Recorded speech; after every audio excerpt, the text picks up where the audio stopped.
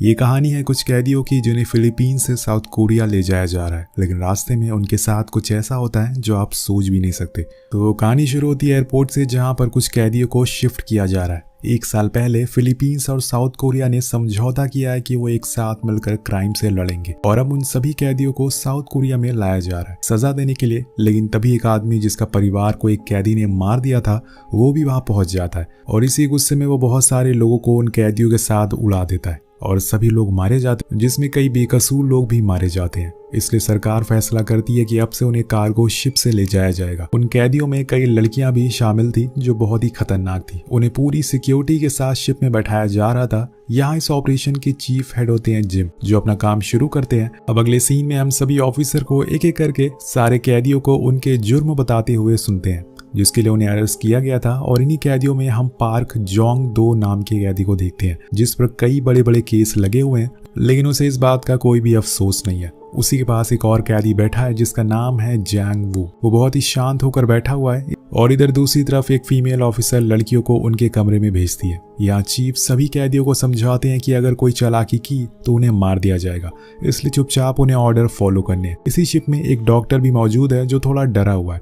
वो कुछ सिरिंज लेकर एक शिप के नीचे वाले हिस्से में जाता है, और यहाँ हम एक आदमी को बर्फ में ढका हुआ देखते हैं। ऐसा लग रहा था कि उसे कुछ हुआ है। उस आदमी के मुंह और आंखें सिली हुई थी, और जब डॉक्टर उसका मुंह खोलते हैं तो उसमें कुछ कीड़े थे। ये देखकर डॉक्टर डर जाता है और फौरन उसे इंजेक्शन लगाकर वहां से निकल जाता है। दूसरी तरफ हमारी मुलाकात हेड चीफ जिम से होती है, जो एक टॉप सीक्रेट फाइल को चेक कर रहे थे, जिसमें कुछ आदमियों को बंदी बनाकर रखा गया था। अब ये फाइल क्या है ये आपको आगे पता चलेगा। और इधर दूसरी तरफ कैदी पार्क अपने काम में लग जाता। वो अपने मुंह के अंदर से एक टूल निकालता और हथियार खोलने लगता है। तभी हम एक ग्रुप को भी देखते हैं जो ऑफिसर के भेस में इस शिप में घुस चुके थे। इनके पास काफी हथियार भी थे। ये किसी मकसद से शिप पर चढ़े थे, लेकिन इसी बीच उन्हें कुछ ऑफिसर देख लेते हैं, और फिर होना क्या था, वो गुंडे कुछ ही सेकंड में उन सभी ऑफिसर को मार गिराते हैं। इसका मतलब कि ये बहुत ही ट्रेंड है। यहाँ से वो सीधा कैप्टन के पास पहुंचते हैं, और वो कैप्टन को सीधा गोली मार देते हैं और उनका कम्युनिकेशन भी खराब कर देते हैं। और वो गुंडे अपने साथियों से कहकर सारे वायर्स को काट देते हैं, जिससे शिप से कोई कॉन्टैक्ट ना कर पाए।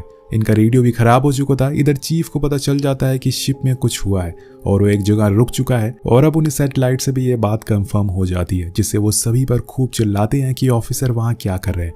उन्हें झक मारने के लिए वहां पर भेजा गया है। दूसरी तरफ पार्क अपने काम में सफल हो जाता और वो हथकड़ियां खोल लेता है, और उसे खोलते ही वो ऑफिसर को अपना पहला शिकार बनाता है और अपने सारे साथियों को भी आजाद कर देता है। इन कैदियों में ली भी था, जिसे पार्क पहले से जानता था। वो उसे पूछता है कि तू यहाँ कैसे आया, लेकिन वो उसका कुछ रिस्पॉन्स नहीं देता। वहीं डेक पर ऑफिसर चीफ को भी पता चलता है कि रेडियो पर कोई जवाब नहीं दे रहा है, तो वो ऊपर देखते हैं, जहां पर वो ग्रुप का आदमी उन्हें दिख जाता है, और यहाँ ये भी समझ गए थे कि शिप अब इनके काबू से बाहर है। इसी समय वहां पर वो डॉक्टर भी पहुंच जाता और उसे भी पता नहीं था कि यहाँ हो क्या रहा है। ऑफिसर चीफ यहाँ से सीधा कंट्रोल में पहुंचते हैं, और जहां पर उनकी मुलाकात होती है ग्रुप के लीडर से, और उन दोनों के बीच में गोलियां चलना शुरू हो जाती है। इसी में कई ऑफिसर मारे भी जाते हैं, जो कि ग्रुप की ऑटोमेटिक राइफल थी, इसलिए वो इन पर भारी पड़ना शुरू हो जाते हैं। लेकिन लड़ाई सिर्फ बंदूक से नहीं जीती जाती, उसके लिए दिमाग भी चाहिए होता है। और यहाँ चालाकी दिखाते हुए ऑफिसर ली उन्हें गोलियों से भून देती है, और सभी ग्रुप के लोग मारे जाते हैं। लेकिन यहाँ ये क्यों आए थे? बेसिकली ये पार्क और उन कैदियों को छुड़ाने के लिए आए थे, जिसका इन्हें कॉन्ट्रैक्ट मिला था, और ये इस काम में सफल भी हो गए थे, क्योंकि पार्क अब आजाद घूम रहा है और शिप में वो भी हथियारों के साथ।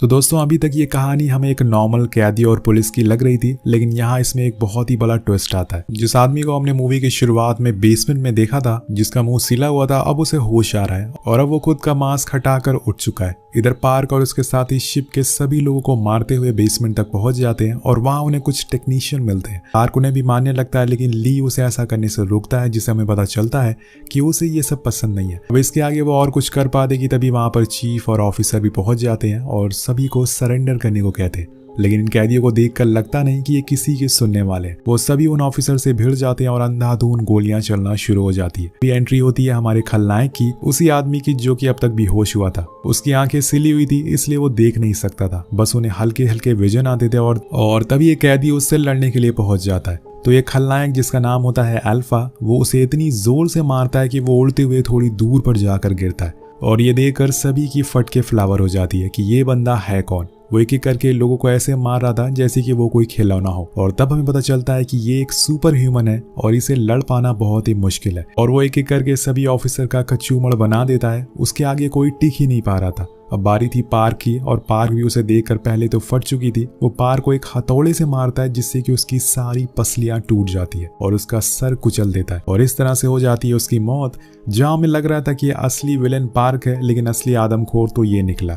अब दोस्तों यहाँ पर बचते हैं कुछ चुनिंदा लोग, जिसमें थे कैदी जैंग, ऑफिसर ली और एक बूढ़ा कैदी और चीफ।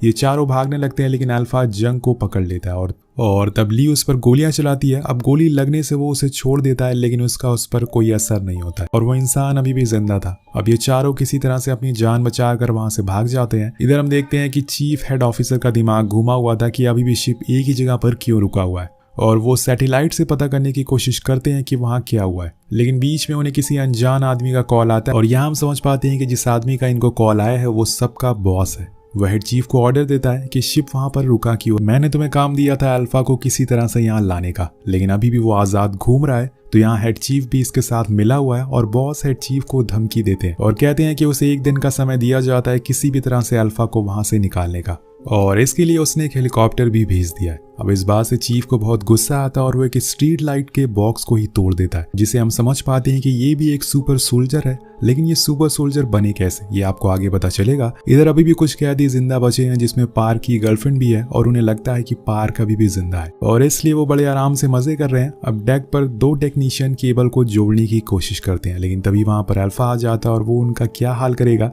ये आप समझ गए होंगे। अब यहाँ अल्फा की आवाज डॉक्टर को भी आती है, और जो अपनी गर्लफ्रेंड के साथ मौजूद था, लेकिन अब बारी थी उसकी गर्लफ्रेंड की। यहाँ अल्फा उसकी गर्लफ्रेंड पकड़ लेता है और उसका हलवा बना देता है। ये देखकर डॉक्टर वहां से भागना शुरू करता है, और वो भागते हुए चीफ ऑफिसर से टकराता है, और डर कर वो उन्हें बताता है कि वो एक राक्षस है जिसकी आंखों पर टाके लगाए गए थे ताकि वो किसी को देख ना सके।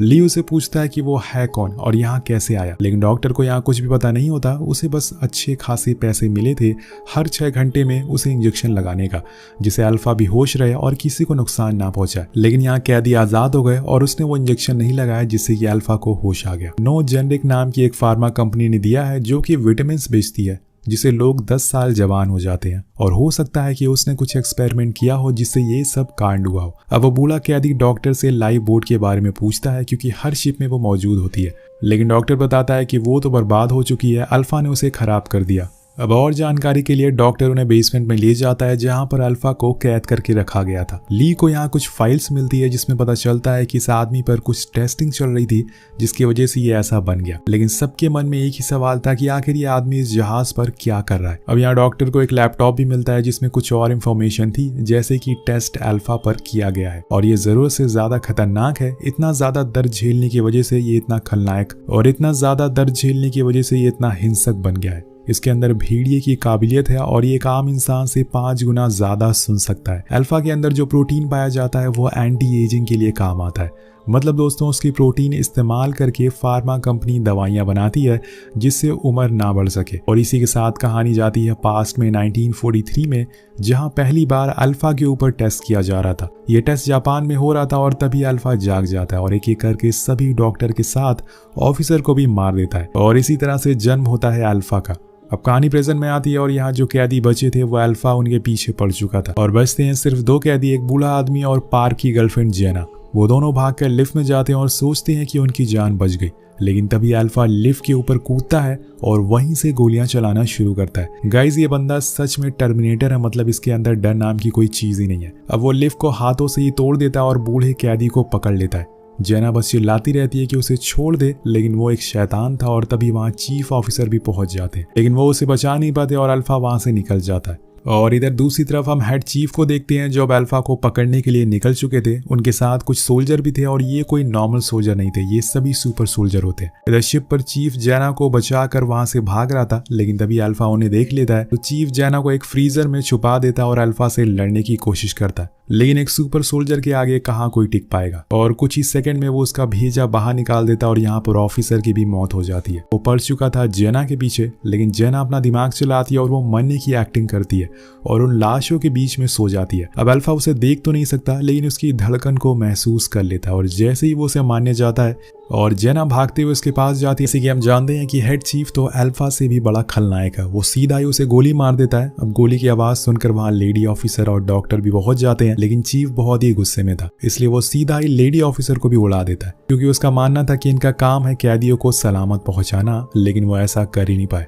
अब उसे मारता देख ली अपना आपा खो देता और सभी सुपर सोल्जर को मारने लगता है। और यहाँ हमें एक और सस्पेंस पता चलता है कि ली भी एक सुपर सोल्जर है और ये सब उसका ही प्लान था, अल्फा को इस शिप पर लाना ताकि वो उसके जरिए हेड चीफ को इस शिप पर बुला सके और मार सके। दोस्तों यहाँ से कहानी जाती है पास में, हम ली को देखते हैं जो किन्हीं वजहों से एक ऑफिसर को मार देता है और उसे पुलिस पकड़ लेती है।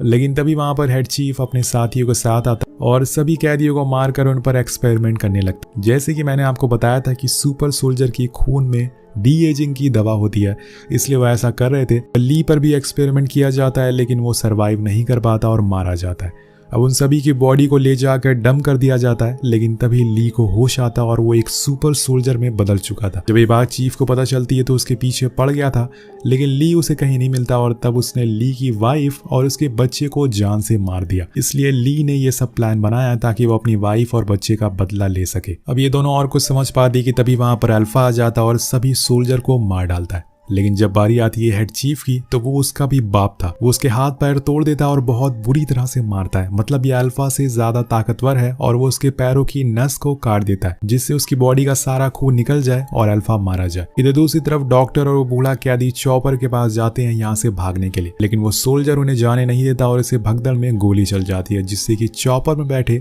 सभी लोग मारे जाते हैं। अब यहाँ बचते हैं हमारी कहानी के दो अहम किरदार, किम और चीफ। दोनों में फाइट होना शुरू हो जाती है। जहाँ एक तरफ चीफ में एक्सपीरियंस था, वहीं किम में था फुर्तीलापन। अब एक समय ऐसा आता है जहां पर चीफ वो किम को बताता है कि अच्छा वो तुम्हारा बेटा था जिसे मैंने मारा। अब ये सुनकर किम पागल हो जाता और चाकू से उसे काट डालता है। वो सीधा उसे लेकर समुद्र में छलांग लगा देता और अब उसे बिना मारे वो छोड़ेगा नहीं। सीन शिफ्ट होकर पहुंचता है एक जेल में, जहां हम चीफ के बॉस को देखते हैं जो कहानी का मेन विलेन है और इस पर भी अल्फा की तरह एक्सपेरिमेंट किया गया था, लेकिन आज वो एक बिजनेसमैन है और उसी की फार्मा कंपनी है जिसके बारे में मैंने आपको बताया था। अब यहाँ बॉस को एक और अल्फा चाहिए था जिससे खून से वो एंटी एजिंग मेडिसिन बना सके और गेस करिए उस जेल में उसे कौन मिलता है। जी हाँ, एक लड़का जो है किम का बेटा। वो अभी भी जिंदा है, मतलब चीफ ने उसे मारा नहीं है क्योंकि ये पहला इंसान था जो बर्थ से ही सुपर ह्यूमन है और ये बच्चा कितना ज्यादा ताकतवर हो सकता है ये आप आइडिया लगा सकते हैं। इधर दूसरी तरफ हम किम को देखते हैं जो अभी भी जिंदा है और समुद्र से बाहर निकलता है और अब वो अपने बेटे की तलाश में निकल चुका और अगले पार्ट में हम देखेंगे कि कैसे वो और बॉस में लड़ाई होती है।